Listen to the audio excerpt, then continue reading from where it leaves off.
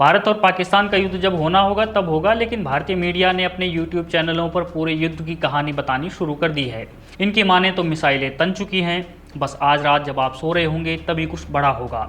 अब ये देखकर हो सकता है कुछ लोग रात भर जग रहे होंगे कि अगर मिसाइल छोड़ दी गई और मैं सोता रह गया तो मुझे ये बहुत कचोटेगा। जानते हैं, पिछली बार जब पाकिस्तान पर सर्जिकल स्ट्राइक हुई थी तो पाकिस्तान को भी बाद में ही मालूम पड़ा जब स्ट्राइक हो गई, लेकिन इस बार हमारे मीडिया चैनल्स बता रहे हैं कि आधी रात जंगल में घुसकर भारतीय सेना ने आतंकियों को ... सर्जिकल स्ट्राइक की तैयारी शुरू। अब ये किसी को मालूम नहीं पड़ा कि सेना घुसी कब, सेना को भी नहीं।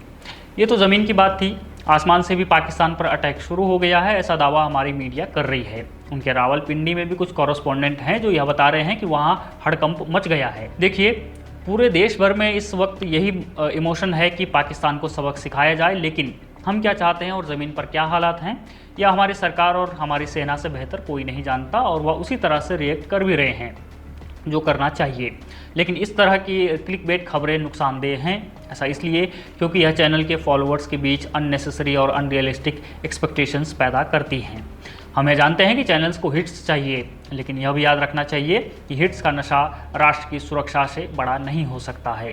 राष्ट्रीय सुरक्षा को ध्यान में रखते हुए ही सरकार ने एडवाइजरी जारी की है कि रक्षा और सुरक्षा संबंधी मामलों पर रिपोर्टिंग करते समय हम अत्यधिक जिम्मेदारी से काम करें, सोर्स आधारित रिपोर्टिंग न करें। अगर आप ग्राउंड पर हैं तो ऐसी कोई रियल टाइम कवरेज न करें जिससे दुश्मन को लाभ मिले। हमने कारगिल और मुंबई हमले के दौरान यही देखा भी था कि हमारी मीडिया की लाइव कवरेज से दुश्मन को फ़ायदा मिला था।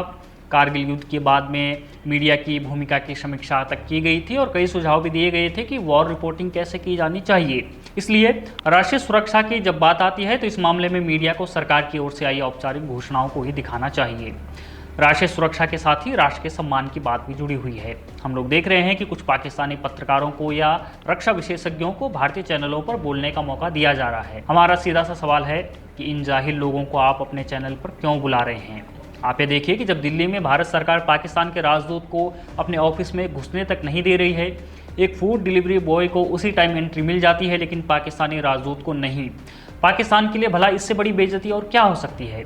जब सरकार इतना बड़ा मैसेज दे रही है तो फिर हमारे मीडिया चैनल्स क्यों पाकिस्तानियों को मेहमान के तौर पर बुला रहे हैं?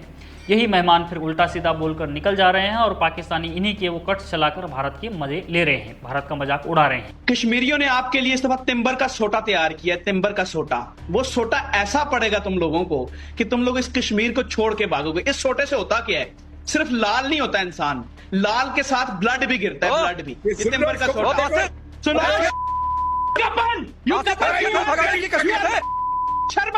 याद रखें, भारत और पाकिस्तान के संस्कारों में बहुत बड़ा अंतर है। हम पाकिस्तानी विशेषज्ञ या पत्रकार से उसी तरह की या उस आचरण की अपेक्षा नहीं कर सकते हैं जैसा हमारे विशेषज्ञ या पत्रकार करते हैं। लंदन स्थित पाकिस्तानी उच्चायोग में पाक सेना और वायुसेना के सलाहकार कर्नल तैमूर राहत अगर बालकनी में खड़ा होकर गला काटने की ओर इशारा करता है तो यह बताता है कि वहाँ एक आतंकी और एक अधिकारी में कोई फ़र्क नहीं है। इज़राइल देश है, चाहे वो पढ़ा लिखा ही क्यों न हो। यहाँ आतंकवादी से लेकर तथाकथित बुद्धिजीवी तक सभी एक जैसी सोच रखते हैं। आखिर खून तो पाकिस्तानी है, तो फिर इन्हें अपने यहाँ क्यों बुलाया जाए? कुल मिलाकर कहने का यह अर्थ है कि भारतीय मीडिया को अपनी जिम्मेदारी समझनी चाहिए और राष्ट्र की सुरक्षा और राष्ट्र के सम्मान को ध्यान में रखते हुए अपनी रिपोर्टिंग करनी चाहिए। आपका इस पर क्या कहना है? आप हमें कमेंट बॉक्स में बता सकते हैं। तब तक के लिए बने रहिए हमारे साथ, देखते रहिए द पैम्फलेट।